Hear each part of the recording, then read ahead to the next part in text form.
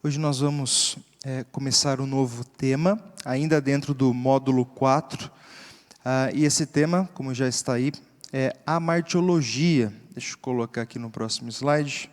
O tema amartiologia, ele significa o estudo do pecado, né? Como nós já dissemos antes, a palavra amartia, né? Essa primeira palavra aqui do termo, significa pecado, né, em grego, e logia estudo. Então é o estudo sobre o pecado.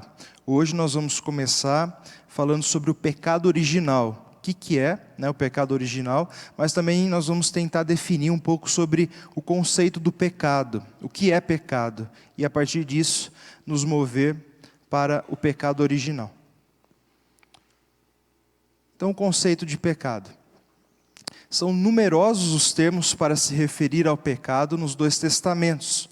São pelo menos 8 termos no Antigo Testamento e 12 no Novo Testamento. Juntos eles apresentam os conceitos básicos envolvidos nessa doutrina. Então o pecado é um tema bem amplo, né? Até o conjunto de palavras para se referir ao pecado, talvez não a palavra pecado em si, mas todas as palavras que significam pecado, como por exemplo, iniquidade, transgressão, rebelião, enfim, as palavras usadas para se referir e para definir pecado são muitas, né? Pelo menos, como nós vimos aí, 8 no Antigo e 12 no Novo Testamento. Isso as básicas, então elas formam um conceito, né? Por ser muitas palavras, o conjunto delas, é a partir do conjunto delas que nós conseguimos ter uma definição mais precisa do que significa pecado. Então as palavras principais, os vocábulos básicos para a palavra pecado é atá, no hebraico, né? Essa primeira palavrinha, e o equivalente no grego, hamartia, né? A palavra que dá origem ao termo amartiologia, que é o nosso estudo. Então essas são as palavras básicas, né? Pecado no Antigo Testamento em hebraico e pecado no Novo Testamento em grego. O conceito básico de pecado é errar o alvo. Todavia, além da negativa de errar, existe um conceito afirmativo na expressão, o de acertar o lugar errado. Então, se a gente puder pegar toda essa gama de palavras, né, que se referem ao pecado, e a gente quiser, em uma expressão, resumir tudo isso, nós poderíamos dizer: pecado é errar o alvo. Né? Então, é uma expressão negativa nesse sentido, mas também possui um lado afirmativo, como nós falamos, de acertar o lugar errado. Então, Deus estabelece um alvo, e você acerta o lugar errado. Né? Essa é a ideia de pecado. Só que a pergunta que também surge dessa expressão, errar o alvo, é: qual é o alvo? Não é? Se pecado é errar o alvo, qual seria então o nosso alvo no qual nós deveríamos acertar? Né? Já parou para pensar isso? Deus é o resumo do que é bom e reto. O seu caráter é o alvo. Deus expressou o seu caráter em forma de princípios nas Escrituras, que são, em outras palavras, nossos alvos. Então, alguma coisa é boa, não apenas porque Deus quer. Alguma coisa é boa porque Deus é bom. Grava bem isso. Se tem alguma coisa boa, aquilo só é bom porque Deus é bom, e essa coisa é reflexo de quem Deus é. Então Deus quer que você faça algo porque isso tem a ver com o seu caráter. Deus quer que você rejeite algo porque isso não tem a ver com o seu caráter. Logo, quem Deus é o alvo da nossa vida. Quanto mais próximos estamos de Deus, mais bem estamos, melhor nós ficamos. Quanto mais distantes de Deus, mais longe do ideal, mais longe do alvo nós estamos. Por isso, pecado é errar o alvo no sentido de que Deus é o alvo que nós queremos acertar, o seu caráter. E Ele expressou o seu caráter para nós, na sua palavra, de vários sentidos, mas especificamente naquilo que nós chamamos de princípios de um texto, né, que são os valores que estão implícitos no texto. normalmente implícitos, mas às vezes aparecem de forma explícita, né? Por exemplo, nos 10 mandamentos, o princípio fica claro nos próprios mandamentos, não é? Mas em outros textos, se você pegar uma narrativa, uma história da Bíblia, você pode extrair dessa história princípios, porque se essa história está na Bíblia, logo Deus quer nos ensinar algo através dela, concordo? Algo que tem a ver com Ele mesmo, algo que nós devemos abraçar e algo que nós devemos rejeitar a partir do princípio contido nessa narrativa, nessa história. Por isso, Deus revelou sobre si mesmo de várias formas ao longo da história e resumiu aquilo que era mais importante na sua palavra. Só que Deus também revelou a si mesmo o seu próprio caráter, que é o nosso alvo, de forma especial em Jesus. É por isso que nosso alvo como cristãos é sermos pequenos cristos, reflexos da imagem de Jesus, na qual nós também estamos sendo lapidados pelo Espírito Santo. Então, errar o alvo é o pecado, e esse alvo é o próprio caráter do Senhor. Nesse sentido, pecado é ir na direção oposta de quem Deus é, do seu caráter. Por isso, todo pecado é sempre direcionado contra Deus. Qualquer definição que deixe de refletir esse aspecto não é bíblica e deve ser rejeitada. Então, veja bem o raciocínio. Se o caráter de Deus é o nosso alvo, logo, pecado é errar o alvo, é passar longe do caráter de Deus, logo todo pecado, em primeira instância, é uma afronta ao próprio Deus. É uma afronta a quem Deus é.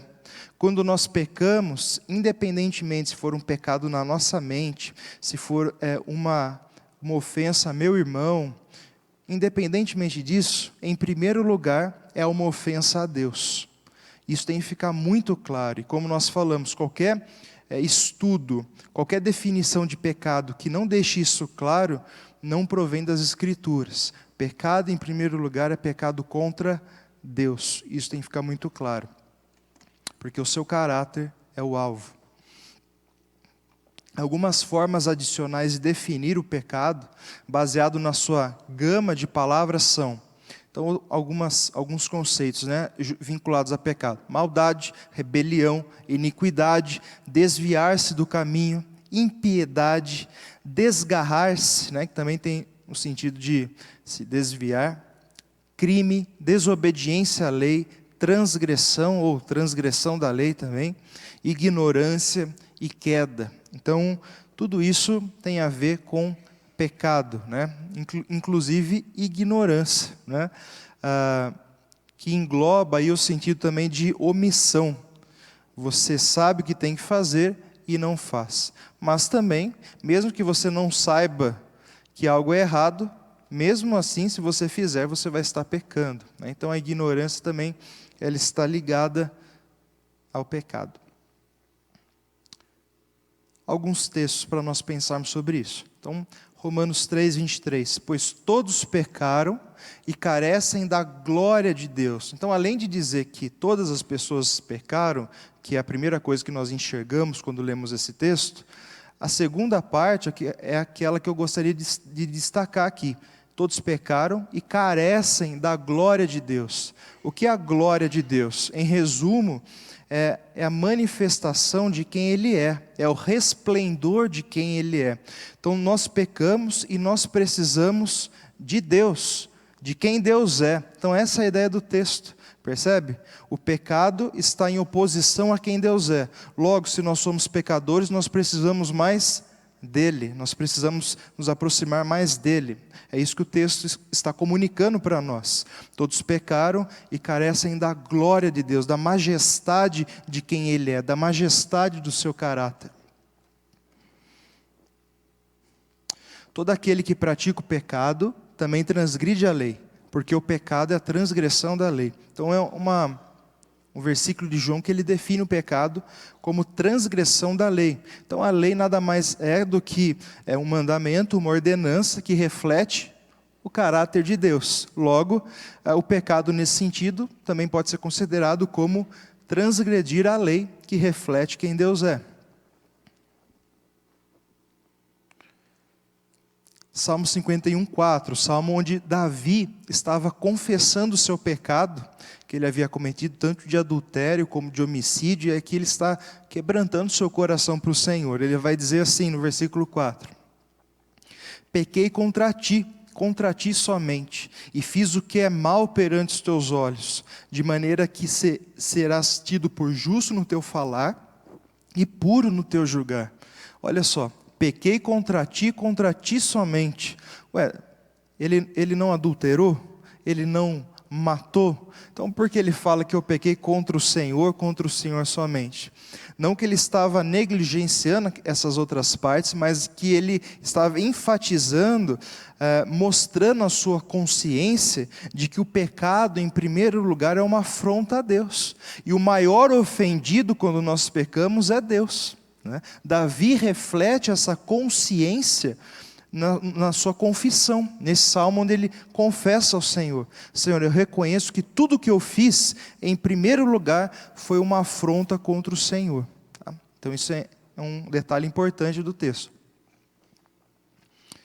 Por isso, outro detalhe que é importante dizer, né?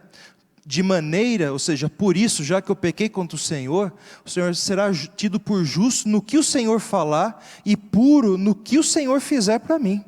Percebe o texto? Já que foi contra o Senhor, principalmente, que eu pequei, o que o Senhor falar para mim, o Senhor vai estar sendo justo, e o que o Senhor fizer para mim, o Senhor vai estar sendo puro, igualmente justo, né?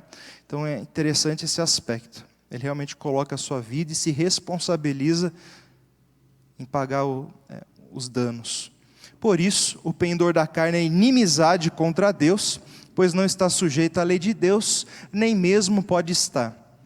Romanos 8:7. Então, o pendor da carne, que é na verdade uma inclinação pecaminosa do nosso coração, é o nosso desejo mau, desejo para o pecado que habita, que faz parte de nós, isso é inimizade contra Deus, porque isso leva ao pecado, e Deus e o pecado, eles não tem comunhão, não tem como juntar luz e trevas, né, nesse sentido. Então o pendor da carne, o desejo pecaminoso, essa inclinação pecaminosa, ela significa inimizade contra Deus. Se você quer viver uma vida de pecado, Deus não vai fazer parte disso. Como Tiago fala, aquele que se constitui amigo do mundo, está se constituindo inimigo de Deus, nesse sentido. O pecado original, né? Então, de forma resumida, são alguns conceitos importantes do pecado. O pecado é errar o alvo é Deus, logo todo pecado é um pecado contra Deus. Guarde essas três coisas: errar o alvo é Deus, o caráter de Deus, logo pecar em primeiro lugar é uma ofensa a Deus. O pecado original. Então, definindo um pouco o pecado, nós podemos nos mover para entender um pouco mais o que é o pecado original. Como o próprio nome fala, original, que tem a ver com origem, você pode lembrar disso, né?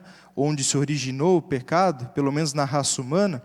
Então esse conceito está associado ao primeiro pecado da humanidade, ali no Jardim do Éden, por Adão e Eva. Então quando nós falamos sobre pecado original, nós estamos falando do primeiro pecado da humanidade.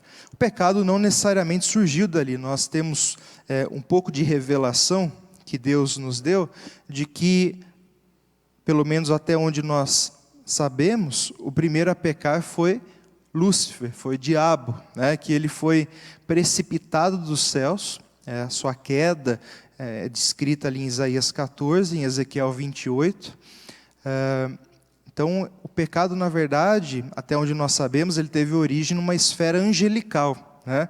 E essa esfera angelical, de alguma forma, se associou, claro, por vontade de Deus, à nossa esfera da humanidade, na serpente, ali no Jardim do Éden, e isso foi uma influência sobre a vida da humanidade, do homem, de Adão e Eva.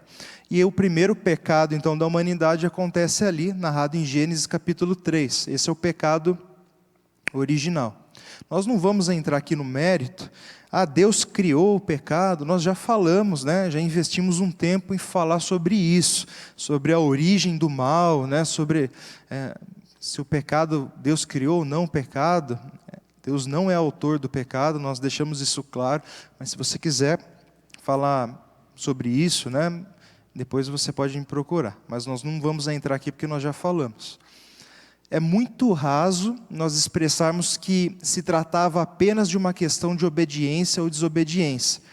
É claro que ali Adão teria que obedecer ou desobedecer. Mas o que nós queremos comunicar é que existem coisas mais profundas em jogo do que apenas uma questão de obediência e desobediência. O pecado original, vamos dizer, a essência, o núcleo dele, está um pouco mais a fundo do que apenas nessa questão visível, externa, né, de obedecer, de pegar, comer o fruto ou não comer. Na verdade, o pecado original ele começa no coração. Assim como qualquer outro pecado, né? Você faz algo visivelmente, porque em primeiro lugar você já pecou na sua mente, nas suas intenções. Então, a visibilidade do pecado é somente uma manifestação de algo que já aconteceu dentro de você. Não foi diferente com Adão e Eva.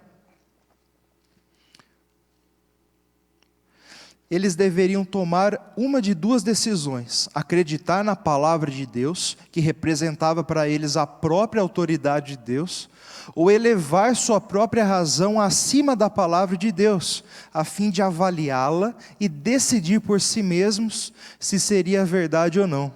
Percebe o que está em jogo? Deus falou: você pode comer de todas as árvores, mas da árvore do conhecimento do bem e do mal você não pode comer, porque o dia que você comer dela, você vai morrer. É isso que Deus falou para o homem. O dia que você tomar e comer dela, você vai morrer. Então, na verdade, o que estava em jogo era justamente isso. Se o homem ia acreditar na palavra de Deus como autoridade final para a sua vida, ou se ele ia se colocar na posição de juiz, julgar a palavra e decidir se ela seria melhor ou não para a sua vida. Percebe o que está em jogo aqui? Na verdade, foi isso que a serpente induziu o homem e a mulher a fazer. A serpente questionou: será que vocês vão morrer mesmo? Deus sabe que quando vocês comerem, você vai se tornar igual a Deus, conhecedor do bem e do mal. A serpente, houve uma manipulação, uma indução por parte da serpente de tentar ali fazer Adão e Eva questionarem a palavra de Deus. Então, perceba que a coisa é um pouco mais funda do que parece. Quem seria a autoridade final? Deus ou o homem? A palavra de Deus ou a palavra do homem? Certamente o pecado aconteceu antes de comerem do fruto. Por essa razão nós podemos afirmar isso. Eva não pecou quando ela comeu o fruto. Ela pecou antes, né? Eva pecou no momento em que ela decidiu que a sua vontade era melhor do que a vontade do seu Criador. Ela pecou no momento em que ela parou e percebeu dentro dela que a sua vontade teria uma vantagem sobre a vontade de Deus. A minha vontade vai trazer uma vantagem para a minha vida, que a palavra de Deus está me privando. Veja, não é isso que nós fazemos quando nós pecamos? Por que nós pecamos? Porque nós pensamos que aquilo de alguma forma vai trazer alguma vantagem para mim. Esconder algo, vai proteger algo, vai me dar algo, vai me satisfazer. O pecado nós cometemos porque nós pensamos que ele vai ser o melhor para nós. Nós decidimos acreditar no que nós queremos do que naquilo que Deus disse que é melhor para nós. Foi a mesma coisa com Adão e Eva. Adão e Eva se colocaram no lugar de Deus como referencial supremo para interpretar a realidade. Essa foi a essência do pecado original. Então, eles decidiram que o ponto de vista deles era melhor do que de Deus. Isso é o pecado. É um caminho de autonomia de Deus. É você decidir viver a sua vida do jeito que você acha melhor, e não do jeito que Deus acha melhor. É isso que, na verdade, se resume a santificação na nossa vida. Quando Jesus disse: aquele que quer ser meu discípulo, dia a dia se negue, tome a sua cruz e me siga, o que ele está dizendo? Você quer ser meu discípulo? Então todo dia você tem que morrer para aquilo que você acha melhor para a sua vida e acreditar no que eu tenho de melhor para a sua vida. Isso não é fácil, você precisa morrer para fazer isso. Você tem que pegar a sua cruz, né? Esse símbolo de morte, de abnegação, de negação própria. Só assim você vai experimentar o melhor que Deus tem para você, entendendo que Ele tem o melhor, não que a sua vontade é melhor. Às vezes até parece que o que a gente quer é melhor e que o que Deus quer não faz tanto sentido. Mas pela fé eu abraço o que Deus quer.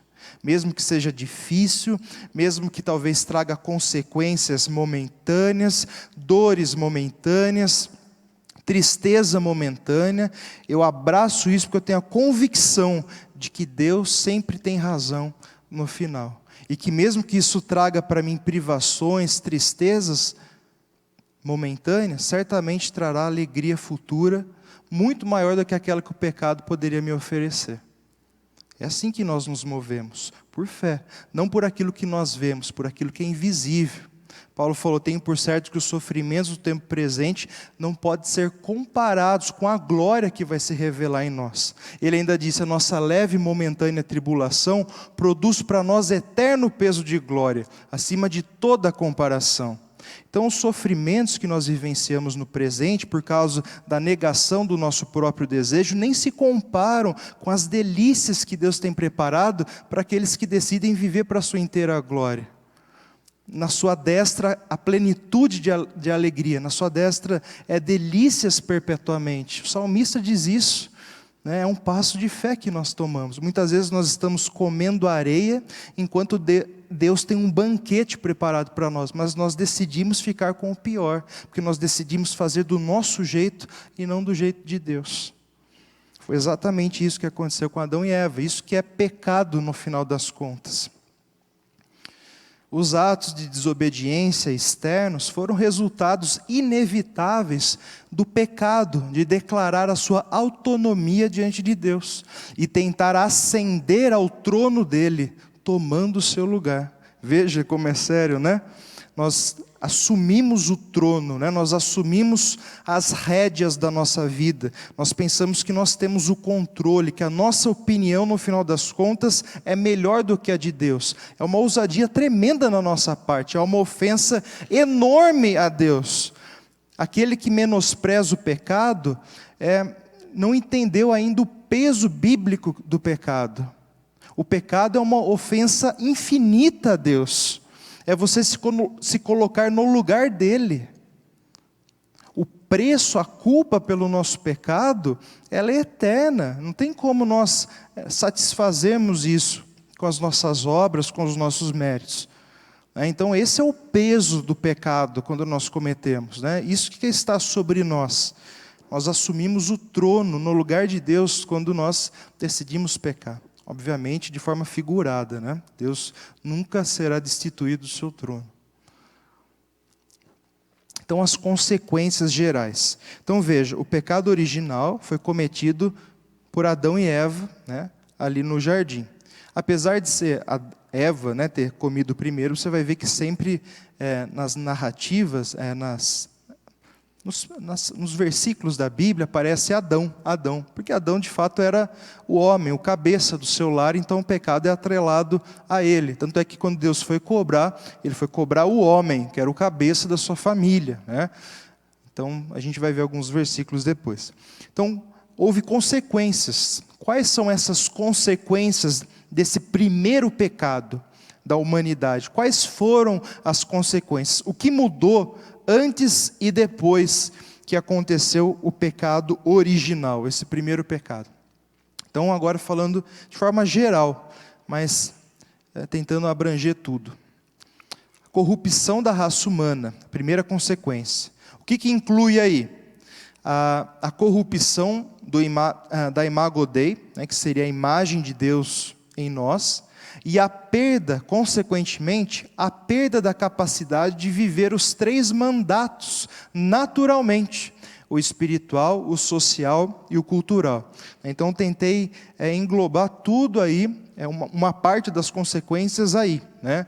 Então o ser humano, quando Adão e Eva pecaram, o ser humano foi corrompido. A imagem de Deus presente no homem, ela foi corrompida. Aquilo que o homem fazia naturalmente, a sua obediência a Deus, o seu cumprimento dos mandatos, né? A forma como ele se relacionava com Deus, mandato espiritual, a forma como ele se relacionava com a sua família, né? Com as pessoas, o mandato social, e a forma como ele se relacionava com o cosmos, com o universo, com a criação, mandato cultural, ele fazia isso de forma natural. E quando o pecado entrou no mundo, isso foi corrompido. Agora o homem se tornou inimigo de Deus, ele entra em conflito com o seu próximo, e ele entra em conflito com a natureza e a própria criação. O pecado corrompeu a imagem de Deus presente no homem. Não destruiu a imagem de Deus, isso é importante, a gente vai falar um pouco mais disso depois. Apenas corrompeu, ela ainda está lá, corrompida, mas está. Se nós perdêssemos a imagem de Deus, nós deixaríamos de ser humanos. Outra consequência do pecado original é a corrupção do cosmos. Então, quando o pecado entra no mundo, não é apenas a humanidade que é amaldiçoada. A própria criação é amaldiçoada pelo pecado, né? A terra produzirá brolhos e espinhos, né? Essa expressão é a maldição que Deus coloca sobre a terra. Então você vê, os animais passam a ter medo do homem, o homem passa a entrar em conflito com a fauna e a flora, né? O homem começa a degradar o meio ambiente se volta contra o homem, as próprias catástrofes são consequências do pecado. Então veja que a destruição que o pecado causou, não só no homem, mas também na própria criação de uma forma geral. Romanos 8 vai dizer que a própria criação suporta angústias, né, para ser liberta do seu cativeiro de corrupção, na volta de Jesus, na manifestação dos filhos de Deus. Paulo vai dizer isso em Romanos, no capítulo 8. E por fim, né, junto aí com a corrupção da raça humana, mas eu quis separar, só para deixar mais específico, morte temporal e eterna. Então, o dia que dela comeres, certamente morrerás. Essa morte é tanto morte física, como morte espiritual, né? A pessoa está longe de Deus. O salário do pecado é a morte, Romanos 6:23, tanto morte física como morte eterna, espiritual. O cabeça federal. Isso é algo importante dentro do pecado original para a gente entender. O que significa essa expressão, o cabeça federal? Então, primeiro uma pergunta. Por que toda a raça humana foi corrompida com o pecado de Adão? Isso não parece injusto, né? De alguma forma, talvez alguns poderiam questionar. Por que o pecado de Adão, foi Adão que pecou? O que ele tem a ver comigo, né? Por quê? Né? Então, o pessoal pode questionar, achar ruim, né? Então, essa pergunta surge para a gente entender melhor o que significa essa ideia do cabeça federal. Pois Adão era o representante da humanidade. Consequentemente, todos nós pecamos em Adão. Essa é a ideia bíblica. Adão estava representando toda a humanidade. Quando Adão pecou, toda a humanidade caiu com ele. Todos nós pecamos em Adão, a humanidade pecou em Adão. Não foi só a pessoa Adão que pecou, a humanidade caiu em Adão. Essa é a ideia, ele era o representante da raça humana, de forma que ele poderia cair, como foi o que aconteceu. Aí alguns têm as teorias, né, que alguns fazem, mas são apenas teorias, mas só para os irmãos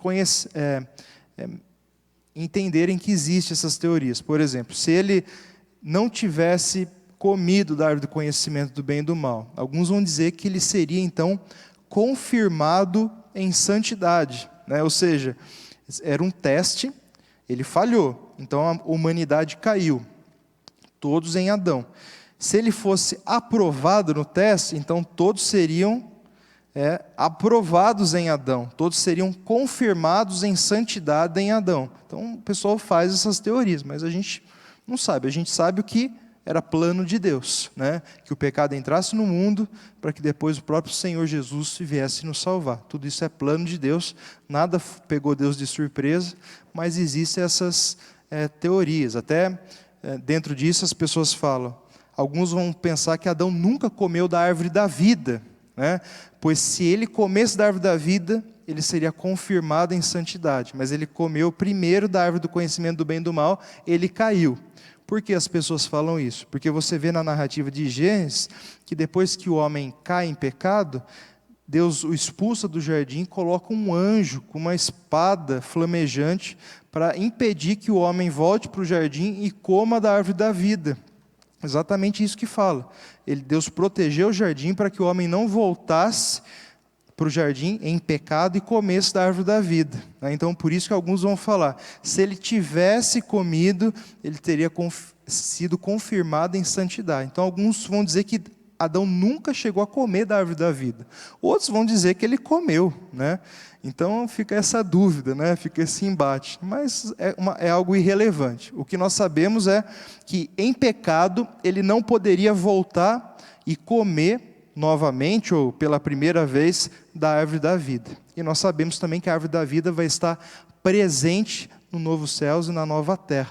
Não mais, pelo que parece o texto, como uma árvore, mas como uma espécie, que está de uma ponta até a outra ponta do rio. Parece que, pelo que o texto indica, vai ser mais de uma árvore, é realmente uma espécie, né? Mas são coisas que a gente não sabe ao certo. Então vamos continuar aqui. Então, por que a raça humana foi corrompida com Adão? Porque Adão era o representante da humanidade. Olha só o que diz Romanos 5,12. Portanto, assim como por um só homem entrou o pecado no mundo, e pelo pecado a morte, assim também a morte passou a todos os homens, porque todos pecaram. A ideia de se todos pecaram, todos pecaram em Adão, tá bom? Essa é a ideia do texto. O pecado entrou e a morte entrou, porque todos pecaram na pessoa de Adão. Se você continua lendo o capítulo 5, você vai ver que isso vai ficando mais claro ao decorrer do capítulo. Se você acha injusto que Adão foi o seu representante, Cristo não vai poder ser o seu representante também, porque Cristo é o representante também da humanidade. A humanidade teve 2 cabeças federais. O primeiro, Adão, que nos representou para a queda. O segundo, Jesus, que nos representou para a vida. Romanos 5 vai falar sobre isso. Se você continuar lendo a partir do 12, ele vai dizer, se pelo pecado de um muitos morreram, também por um único ato de justiça, muitos serão vivificados em Jesus. Então, Cristo é o representante daqueles que foram representados em Adão para a queda. Então, se você acha injusto que Adão te represente para a queda, também Cristo não pode ser o seu representante para a vida. Uma coisa é decorrente da outra. A partir do pecado original em Adão, todos pecaram. Portanto, já nascem com o pecado imputado sobre eles. Então, esse conceito é um conceito que tem na teologia, essa palavra imputado, imputação, que significa algo estar sobre alguém. Então, a partir do pecado original, já que todos nós pecamos em Adão, cada pessoa que nasce, já nasce com o pecado sobre ela. Por isso que nós falamos, já nasce com o pecado imputado nela, ou seja, com o pecado sobre a pessoa. Nesse sentido, nós não nos tornamos pecadores quando nós pecamos. Nós já nascemos pecadores, por isso pecamos, tá bom? Então, a pessoa já nasce em pecado, essa é a ideia. Os seres humanos não precisam pecar para se tornarem pecadores, eles pecam pois já nascem pecadores. O homem já nasce condenado com uma culpa eterna, incapaz de, por si só, resolver o seu sublime problema. Nós já nascemos condenados. Salmo 51:5. Eu nasci na iniquidade, e em pecado me concebeu a minha mãe. O salmista Davi, no mesmo salmo, confessando o seu pecado, reconhecendo, né, esse pecado que é passado de geração para geração. Provérbios 22:15. A estultícia, a maldade, o pecado, enfim, está ligada ao coração da criança, mas a vara da disciplina a afastará dela. Então, Provérbios, nesse texto, uma das verdades que ele está nos ensinando é que a criança já nasce com a estultícia ligada ao seu coração. Eu sei que nenhum pai nunca aqui ensinou o filho a mentir, a desobedecer, né? Eu acho que não, né? Mas a criança naturalmente desenvolve isso, né? Isso é uma manifestação empírica, né? Que todos nós podemos ver e testemunhar de como a criança já nasce pecadora. Nem sabe falar, mas sabe fazer birra. Sabe manifestar um desejo que é contra o desejo dos pais. Não é isso que é a birra? É uma manifestação de um desejo da criança que está em oposição ao desejo dos pais. A criança, antes de saber falar, andar, ela já manifesta isso. Um desejo oposto à vontade dos pais. Porque ao coração dela está ligada a estultícia, a maldade, o pecado. Ela já nasce pecadora. Efésios 2:3, a parte B. E éramos por natureza filhos da ira, como também os demais. Naturalmente nós éramos filhos da ira. Éramos por quê? Porque o texto está dizendo que para cristãos, né? Hoje nós somos filhos de Deus. Antes de nos converter, nós éramos filhos da ira por natureza. Então essa é a ideia do texto. Posições teológicas sobre aí o pecado original, algumas implicações para algumas posições, né, sobre isso.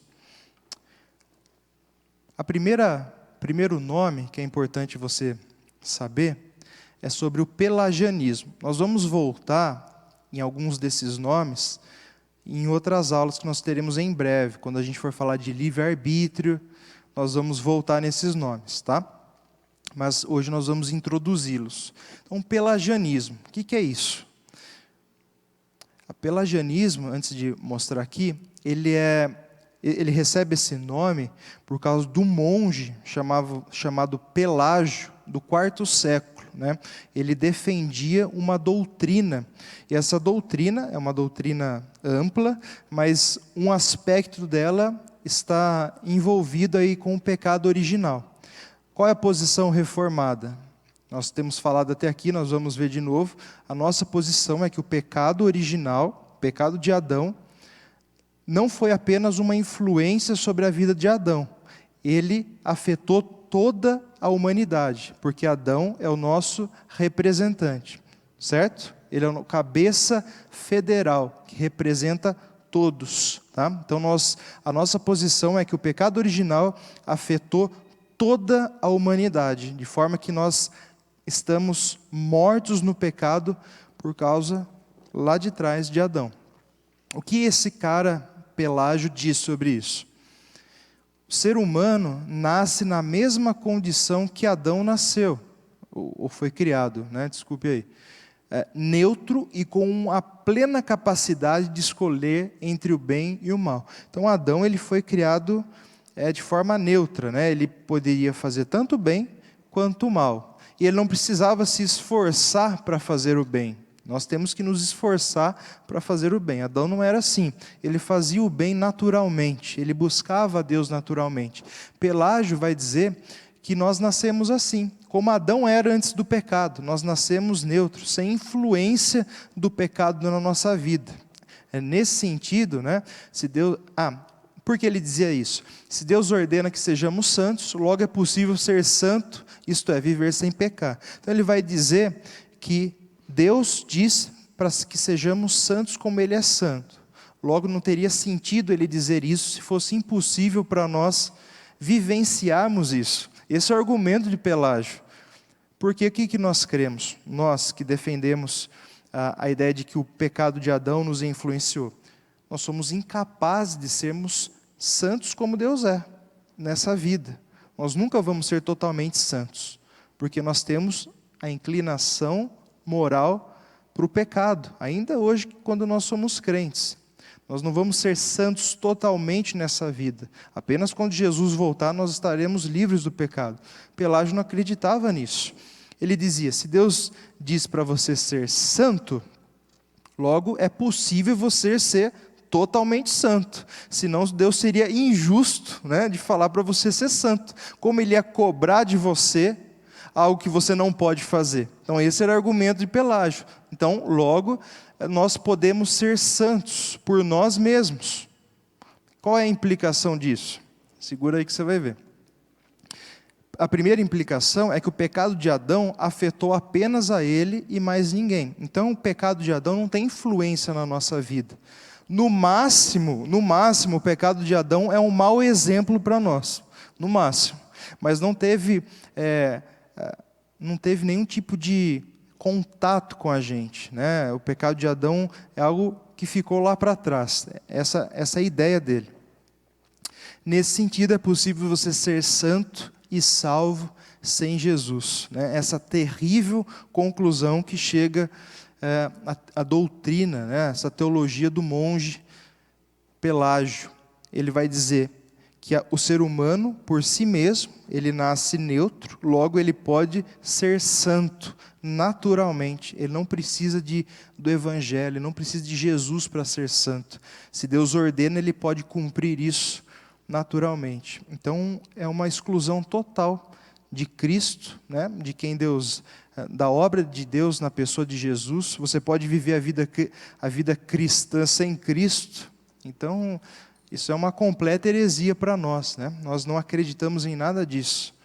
O homem está como está por culpa do próprio homem.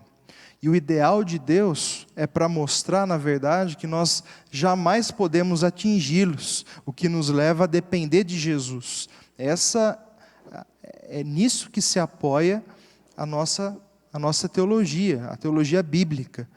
Deus expõe a sua lei, por exemplo, os 10 mandamentos, e Ele vai dizer ao povo, cumpram tudo isso, sejam santos como eu sou santo. E o povo, na tentativa de cumprir a lei de Deus, o que o povo vai perceber?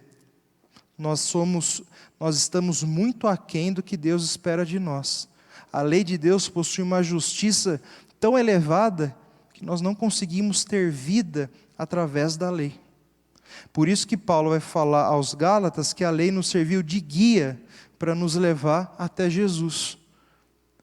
É impossível nós sermos justificados diante de Deus com obras da lei. Logo, nós precisamos depender totalmente de Jesus para isso. Pelágio, ele negava toda essa realidade, ele negava a maldade no coração do homem, ele negava essa natureza pecaminosa que nós herdamos de Adão, ele dizia que isso não estava sobre a nossa vida, e o homem podia ser bom por ele mesmo. Então nós rejeitamos totalmente, porque isso não tem apoio nem nas Escrituras e nem na vida prática. Todo mundo na vida prática vai perceber que isso não existe. O homem é naturalmente mau, uma criança ela é naturalmente má. Então isso cai por terra, tanto pela própria Escritura como a nossa própria vivência, né? Isso daqui não encaixa com a realidade, e nem muito menos com a Bíblia. Agora, existe o semi-pelagianismo, né, que também é conhecido como cassianismo, porque quem desenvolveu isso, um sujeito que se chamava João Cassiano. Agostinho combateu veemente o ensino de Pelágio, Agostinho de Hipona, enfatizando a total incapacidade do homem em ser justo, portanto, necessitava contar unicamente com a graça de Deus. Agostinho, ele era um grande sujeito aí que, reformado, né? nem tinha, né, reforma, mas a doutrina dele é semelhante à nossa, né? Ele defendia a predestinação, ele batia de frente contra Pelágio, então ele foi um dos grandes pais aí para fundamentar a nossa teologia. Então ele combateu Pelágio e ele dizia, assim como nós dizemos, porque nós entendemos que a Bíblia vai dizer que o homem está totalmente alheio a Deus e ele precisa de uma graça de Deus para poder crer no Evangelho. Ele não pode, ele mesmo, sozinho, crer em Deus. Deus precisa o abençoar, Deus precisa o agraciar para que ele possa responder positivamente ao apelo do Evangelho. Agostinho defendia isso e ia contra aquilo que Pelágio falava.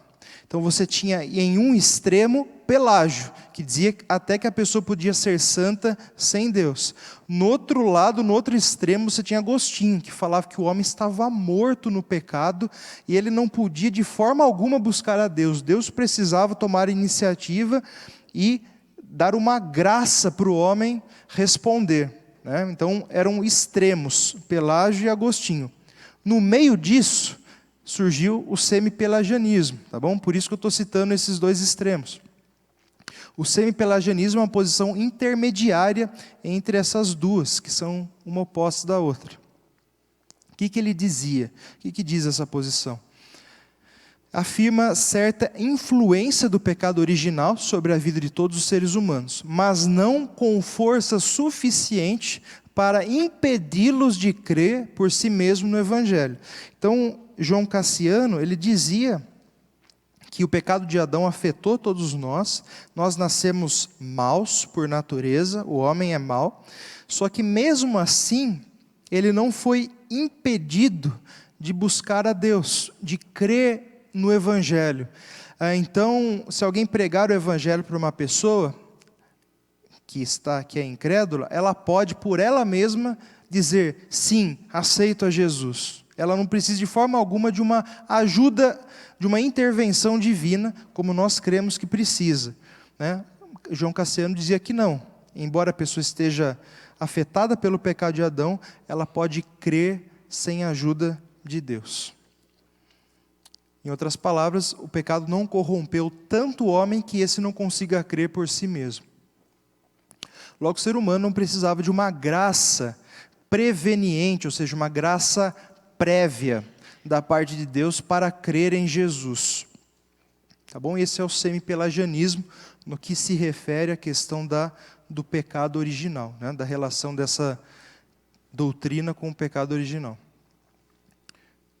É a posição da Igreja Católica Apostólica Romana e de algumas igrejas evangélicas, tá? Então a Igreja Católica assume essa posição. E algumas igrejas evangélicas também vai dizer que a pessoa ela consegue crer sem a ajuda de Deus. Já vamos falar um pouco mais sobre isso. Nós temos o arminianismo, né? Que o pessoal vê como o rival do calvinismo, né? O que diz Armínio? O ensino de Jacob Arminius, ou Armínio, sobre esse assunto não está tão distante da teologia reformada tradicional. Na verdade, foram seus sucessores que aumentaram essa distância. Então, muito do que se fala hoje sobre a doutrina de Armínio, muito já foi modificado por aqueles que sucederam Armínio, né? Até porque Armínio também não terminou de escrever algumas coisas, ele deixou em aberto, ele mesmo dizia nos escritos dele que ele não chegou a uma conclusão e deixou em aberto algumas áreas. Os sucessores dele foram lá e completaram, né? Então tem coisas que é colocado na conta de Armínio e na verdade ele não disse, e outras coisas foram até modificadas. Nessa questão não é diferente, né? Então, como a gente disse, ele estava bem próximo da teologia reformada, nesse sentido, né, das consequências do pecado original, mas os seus sucessores que aumentaram essa distância. O que Armínio dizia? Ele ensinava que o pecado original afetou o ser humano ao ponto desse estar totalmente incapaz de, por si mesmo, responder positivamente ao chamado do Evangelho. Até aí é a mesma coisa que nós também dizemos, tá bom? Logo, ele precisava de uma graça prévia, preveniente da parte de Deus para o habilitar a crer. Nós também dizemos a mesma coisa. O homem está incapaz de crer e ele precisa de uma graça prévia, uma graça preveniente para o capacitar a responder, a dizer sim, eu aceito a Jesus, sim ao Evangelho. Até aí, a mesma coisa, né? Até esse ponto, arminianismo se iguala a calvinismo. Aqui que muda.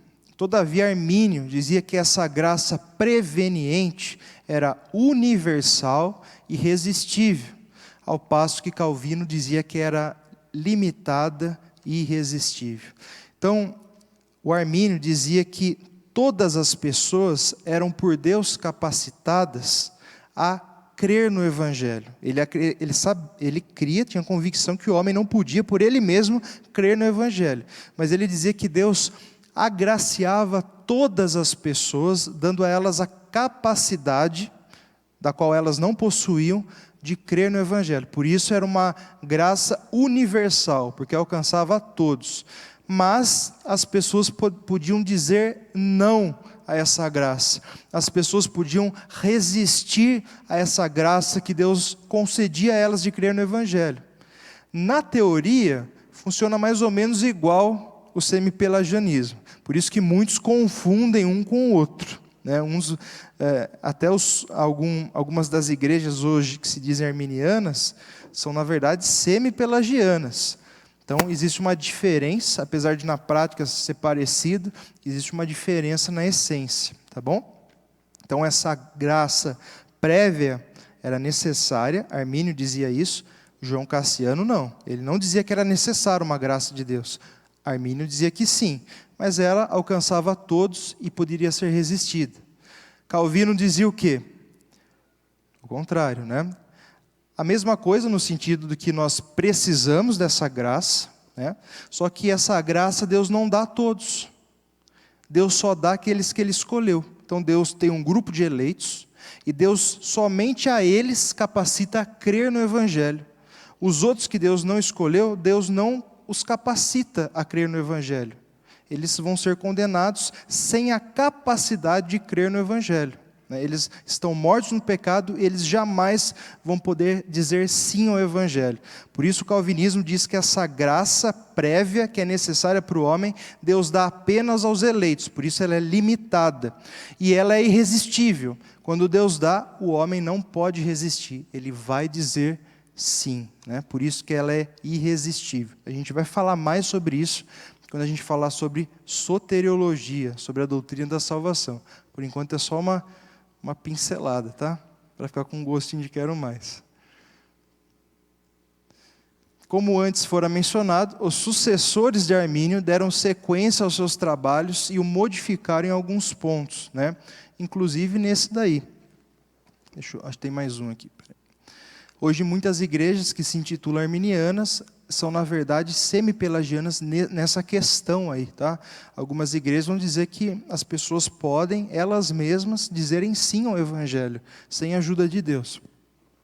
Algumas chegam até o mesmo ao ponto de dizer que o ser humano possui livre-arbítrio, que era aquilo que Pelágio dizia. Todavia, sobre isso falaremos em momento oportuno. A gente vai ter uma aula específica de livre-arbítrio, não a próxima aula, a outra daqui 2 semanas, e a gente vai dizer o que é livre-arbítrio certinho. Mas, só para adiantar, né, dizer que o ser humano tem livre-arbítrio hoje é algo que só Pelágio dizia. Né, aquele cara que dizia que a gente podia ser santo sem Jesus. Mas depois a gente vai explicar certinho o que é isso. E por fim, o calvinismo. A gente já falou, mas pincelar aqui novamente. O ensino de João Calvino sobre o assunto é aquele que está relacionado com a teologia reformada. Ele ensina que o pecado de Adão foi imputado a todos os seres humanos, que por si mesmos estão mortos no pecado, totalmente incapazes de responder positivamente ao chamado Evangelho. Nesse sentido, carecem de uma graça de Deus que os habilita a crer, a graça prévia, a graça preveniente. Tal graça, como já dissemos antes, é apenas para os eleitos, por isso ela é limitada. E não pode ser rejeitada, por isso ela é irresistível. Então, isso daí abrange outros pontos do calvinismo, né? A graça irresistível, também a doutrina da eleição incondicional, mas enfim. Então, essa é a posição reformada sobre as consequências do pecado original na vida do homem e na sua capacidade de responder ao chamado do Evangelho. É uma questão necessária a gente falar do pecado original, porque a partir daqui a gente vai seguir para a doutrina da depravação total do homem. O que significa? Era um dos pontos, dos 5 pontos do calvinismo, a depravação total do homem. E também é necessário para a gente falar depois sobre livre-arbítrio, que é uma questão muito polêmica. O que é livre-arbítrio? O pessoal fala, o ser humano tem livre-arbítrio, e é um negócio que as pessoas imaginam, mas que na verdade é outra coisa. Então, a gente vai falar sobre isso. Então, essa aula sobre pecado original, ela foi necessária para servir de base para a gente entrar em outros assuntos que a gente vai tratar nas próximas semanas. Amém? Vamos ficar em pé para nós encerrarmos. Depois eu vou mandar os slides para os irmãos. Os irmãos vão ter acesso a isso. Vamos orar para nós encerrarmos.